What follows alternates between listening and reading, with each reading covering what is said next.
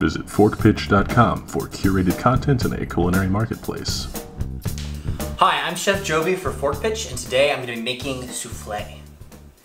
Souffle has a reputation as one of the most temperamental and bratty desserts that you can make in a kitchen, and people oftentimes think it's impossible to make and only the best of pastry chefs can make it.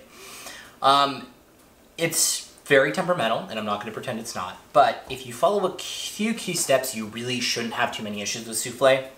As a chef, I am all about the savory. I really don't like doing baking. I don't really like doing pastry too much. I like making souffles. And the reason is they're very simple and they impress and they give that really huge wow factor. So I'm going to be making an 86% dark souffle today. I've prepped a couple things. One is a ramekin, and the ramekin is filled with sugar and butter. So the butter's rubbed in to make sure nothing sticks, and then you put the sugar coating on top to add a little bit of flavor to the souffle. And then I've used an 86% mix, as I said, and that's because the chocolate is going to give this chocolate souffle all its flavor. So you really want to use a high quality chocolate, and you don't want to just use whatever chocolate chips you have lying around. You want to splurge and you want to get that really, really nice chocolate because it's really going to lend itself to its souffle.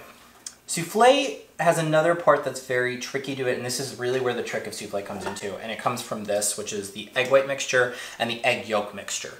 They need to be separated, and then the egg whites need to be whipped up into this fluffy thing where they hold their peaks. And most recipes for souffle will tell you to have these like very light, stiff peaks. I find that if you do that, the souffle falls and you don't get that lovely texture and that lovely rise. So I like to do my egg yolks at more of a medium to hard peak with a little bit of sugar mixed in, which I'm going to do right now. So these are 6 egg yolks. This is 21.4 bars of chocolate, or for layman's term, just 8 ounces. I had to do the math on that. This is 4 tablespoons of sugar, and this is 6 egg yolks. And the sugar is going to go into the egg whites here, and just mixing it in slowly and making sure it incorporates. And I have this little weird half spatula, half whisk thing that was given to me. And generally I don't like weird hybrid tools, but it's kind of the best thing I've ever found for just dealing with egg whites in general. So I like to keep it around for when I'm doing egg white based dishes or making eggnog or something similar. Now that the sugar is going to go into the egg whites here, and you have to move really fast with souffles. You don't want your egg yolks to fall. You don't want this chocolate that has been melted in a double broiler with half a stick of butter, which I did over there on the stove. You don't want that to get too cold, or else you're gonna really lose the flavor and it's not gonna come together correctly and rise. So you have to move really fast when you're doing souffle. So I'm gonna add salt into the egg yolks here, just a pinch, and then I'm going to add the egg yolks into the chocolate. And the reason I didn't add the salt beforehand is the salt can denature the proteins in the egg yolks. And so whenever you're doing baking, always less is more, so just incorporate with quick strokes, but don't add a ton in at the same time. You want to make sure everything's going to incorporate smoothly and evenly. So it's more important to make sure that you're doing things correctly and doing it in small batches. Plus small batches are easier to incorporate and will actually save you time in the long run. And you can see as the egg yolks are being set in, you want to make sure first of all that the egg yolks, the chocolate mixture is not hot enough that it's going to cook the egg yolks. You don't really want scrambled eggs in your souffle. But you also want to make sure it's warm enough where the egg yolks are going to incorporate correctly and it's not going to just be 2 separate mixtures. This is a lovely glossy color now, and now I'm going to start incorporating the egg whites into it. So I'm just going to take a scoop of the egg whites at a time, about half of the batch here. And then I'm going to incorporate the other half later.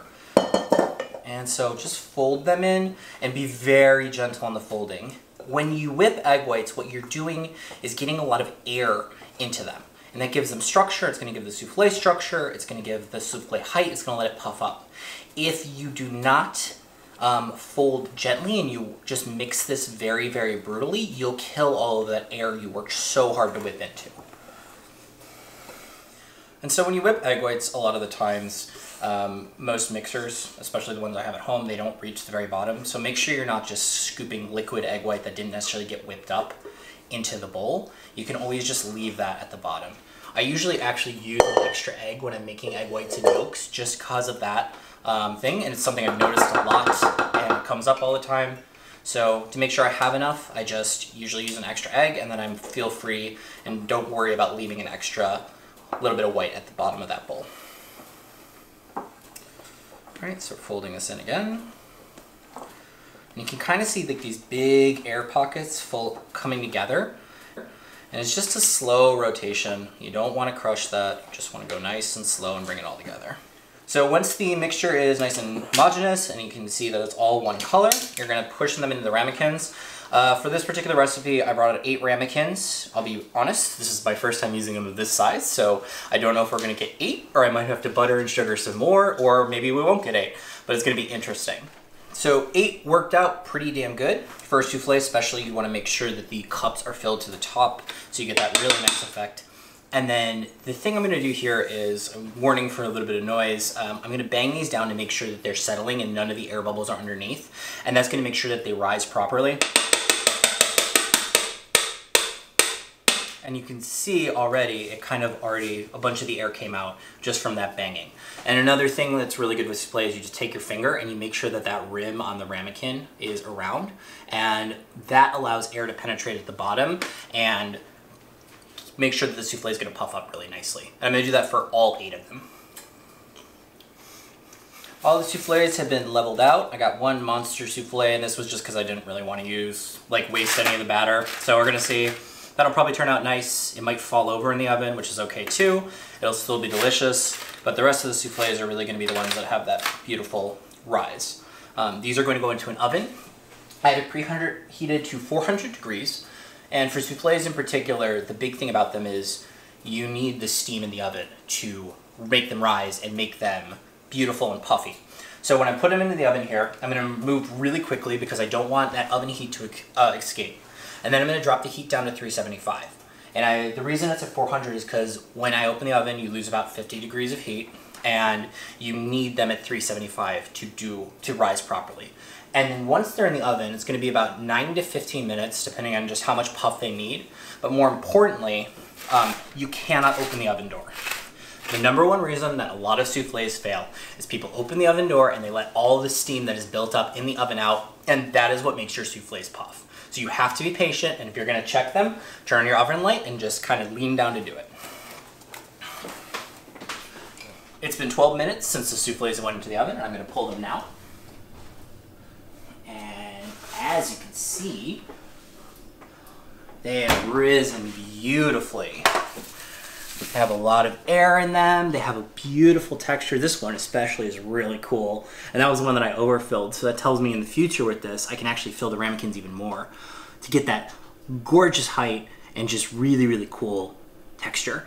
And you see the sugar rim too that was put in the ramekins is also going to add like a nice crunch to it. And so I'm going to try one of these out right now.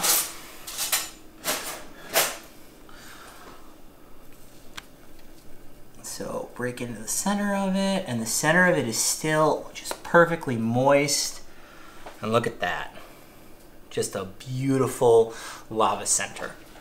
And a lot of people like to put creme anglaise or put chocolate sauce on top, and I think that these are more than good enough to stand on their own, so I'm just going to leave it as is. And that's just perfect. The dark chocolate comes through, it's delicious. There's a little bit of texture from that sugar crunch that's on top. The center is so light, so airy. Just a perfect bite. Absolutely lovely. I'm Chef Joey for Fork Pitch, and this one has been Souffle. Visit forkpitch.com for curated content in a culinary marketplace. Midwest Digital AV Incorporated provides audio, video, streaming, and production services throughout the Midwest. Please visit them at midwestdigitalcorp.com.